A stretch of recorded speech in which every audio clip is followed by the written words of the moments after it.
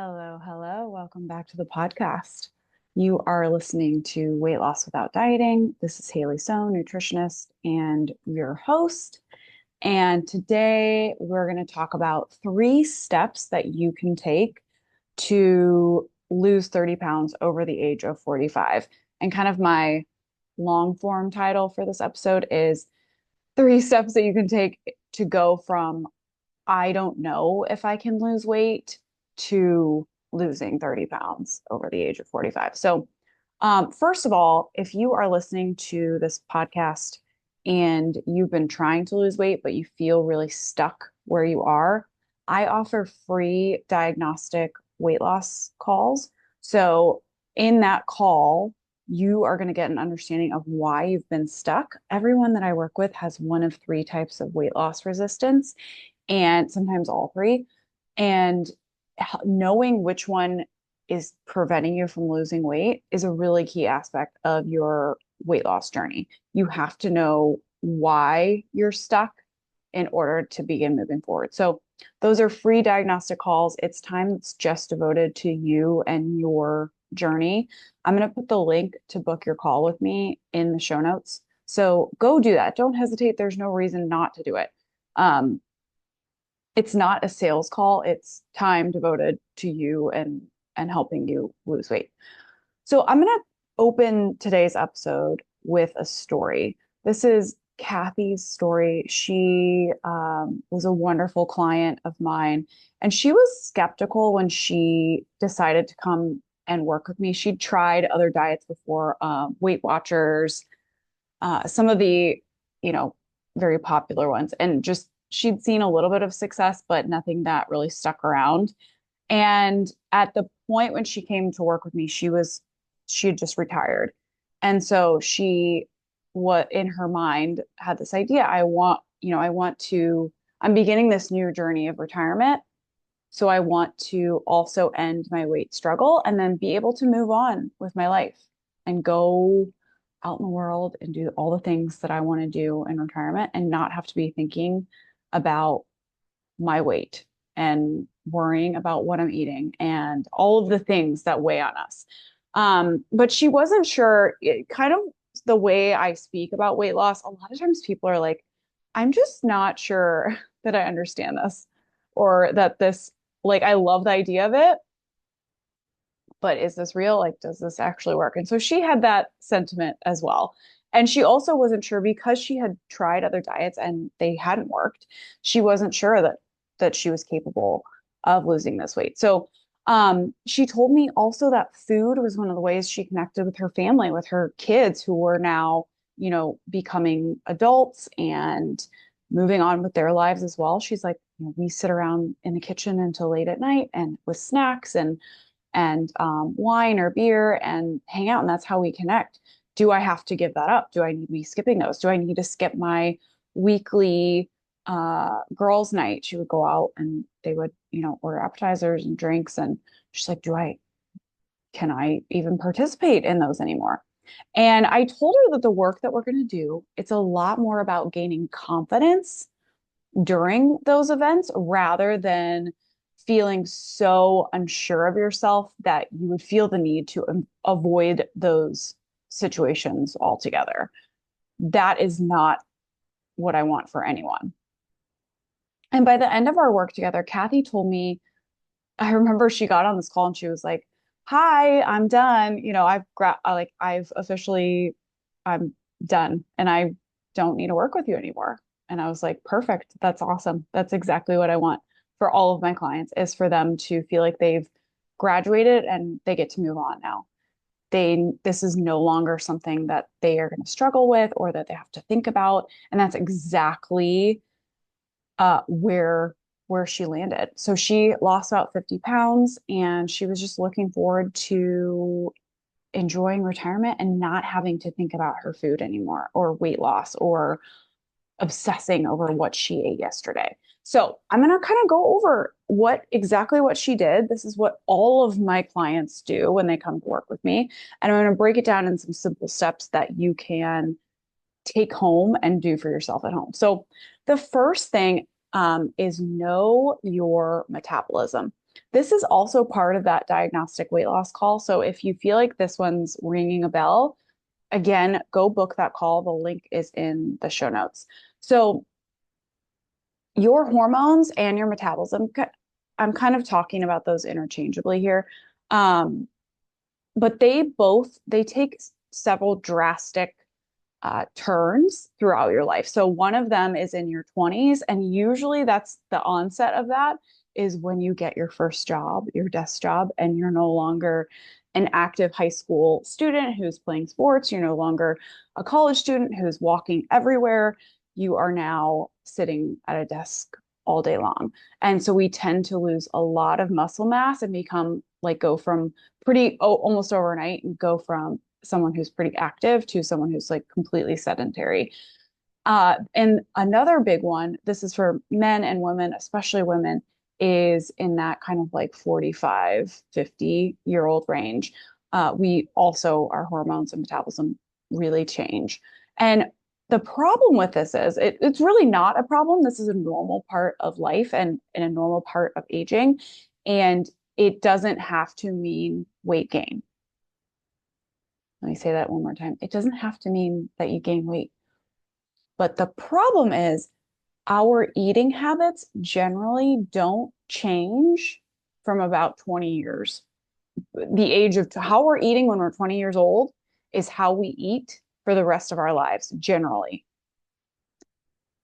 So our hormones and metabolism take several drastic shifts, but our eating, our food intake, and the quality of food that we're taking in generally does not change.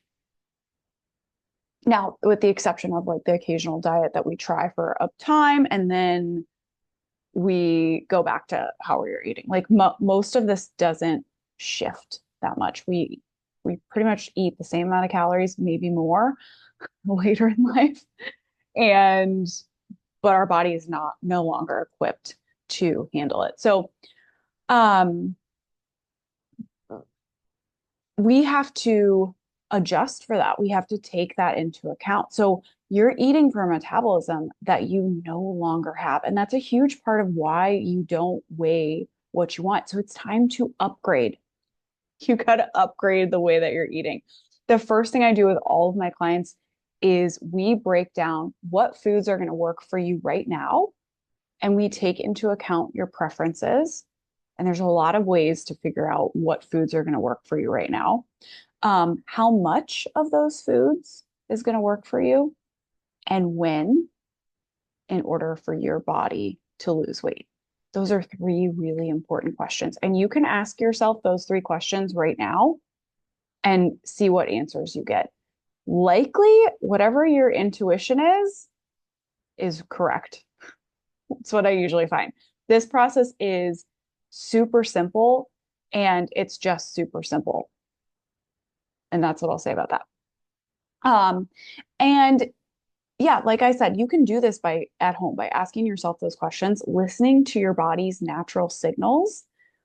Everybody's body has these signals ingrained in it to help you weigh exactly what your body's supposed to weigh.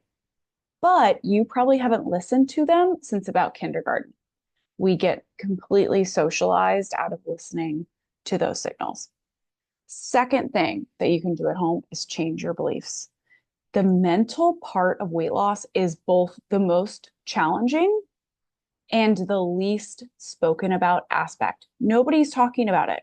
You don't get online and see people saying, here's my mental diet for the week to lose weight. They're like, here's everything I eat in a day to weigh, 100 pounds. It's like, well, that's not really helpful because they're not talking about how do I handle it when I've had a stressful day and my brain's like chips are going to fix it.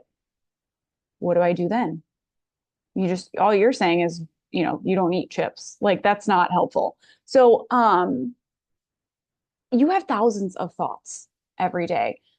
And amongst those thoughts about your body, thoughts about your ability to lose weight, thoughts about your need for food to help you get through emotions, and the thoughts that you currently have are why you weigh what you weigh, or at least a huge part of it. We also need to take into account that metabolism and, you know, the like more technical aspect of what you're eating. But the thoughts around food and your body and your ability to lose weight are a huge percentage of why you weigh what you weigh right now. So we got to change those. The first step really about for changing those is knowing what they are, knowing where you're starting right now. And the third thing that you can do at home is build confidence around food. My goal for all of my clients, how I know that I've won at my job, is for a client to be able to walk into a Super Bowl party full of like the most tempting foods that they can possibly imagine and feel confident, not feel worried, not feel doubtful, not feel overwhelmed. So when I talk about Kathy feeling confused about how she was going to be able to participate in late nights with her family, how she was going to be able to participate in her weekly girls' night and still lose weight, that was coming from her lack of confidence around food. If you have confidence around food, those situations are not scary for you and you're not concerned that you're going to have social events in your life that you're going to want to attend and there's going to be a lot of food. It does not phase you at all. That's confidence around food. And that's what I want for every single client. And that's what you need, you right there on the other side of this podcast, need in order to lose weight for the long term. Any diet you've tried has not taught you how to be confident around food. It's taught you how to be dependent on the diet, not how to understand your body, not how to change your thoughts about food, not how to look at a plate of cookies and say, I don't really care to have one right now. Or, yeah, I'll have one. I'm going to enjoy a cookie and I'll be done. They haven't taught you that. They've taught you, like, don't eat the cookies. Don't eat the cookies. Run away from the cookies or make cookies out of fake sugar. That's all you've learned. Or those cookies have 15 points. So there you go. There's your points for today. Um, so you likely don't feel confident and in control of what goes into your mouth. You might feel like a victim. I hear that one a lot. You might also feel like you don't realize you're eating until after the food is in your mouth or until you've already eaten it. And like you can possibly go to a restaurant where everyone else is ordering fried appetizers and you don't want to partake and you don't care that you aren't participating in what everyone else is doing. So, how you build confidence around food is with practice. So, think of a skill that you've mastered in your life. My favorite analogy is tennis because I was a tennis player. So, when you're first learning that thing, you are not good at it. You don't even know the basics. You don't know how to hold a racket or how to move your feet. You don't even know the rules of the game. In other words, you have zero confidence in that specific area. You have zero confidence on the tennis court. My God, I put these videos up on YouTube and there's like a gnat inexplicably in my face. Okay. Um, great, great podcasting over here. We're super professional as always. Um, and how do you get good at that sport? You practice. Usually you have the guidance of a coach. So you go out there, you play, your coach says, okay, that worked. What you just did there, that's exactly what I want you to keep practicing. Okay, what you just did there, that didn't work. And this is why that didn't work. And this is how to not do that in the future. And this is what I want you to do instead. That's that's not exclusive to sports. It's not exclusive to your career. That's how your brain learns, is with that type of very simple guidance. This is what we don't want to do. And this is what we want to continue to practice and practice, practice, practice. That's how we get good at something.